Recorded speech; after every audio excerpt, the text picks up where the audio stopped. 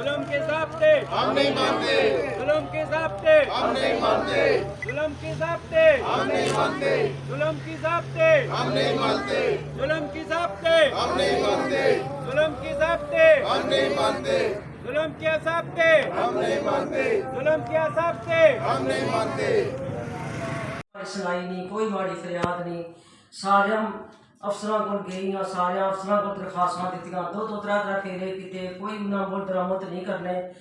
SHO Qasim जिया, तफ्तीशी आसफ रियाज, इन्हें माड़ा पुत्तो जड़ा गैब किया। अज 5 रोज़ होई गए, मैं दर फिरनी हूँ, मैं सवाल करनी हूँ, कोई माड़ा सुनना वाला नहीं तो ना माड़ा सुनना कोई। लिहाजा माड़ा पुत्तर मिगी देर थाने गया गीता ने, थाने इन्हें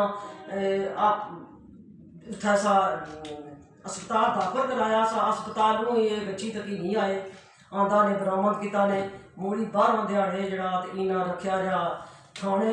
12 रोज़ा सी बाहर, उस रोज़ राती इन्हें अगवा किया।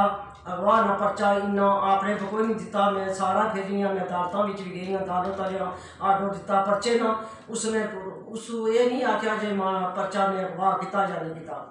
लिहाजा माड़ा इंसाफ भी चाहिए, माड़ा पुत्तर मिली देन। ये कल कोई काठी बदी हुई किसी के सामने, उसने नाल कोई जेल वाला वा SHO तफ्तीशी बंगाले थाने वाला DSP SB ये जिम्मेदार है।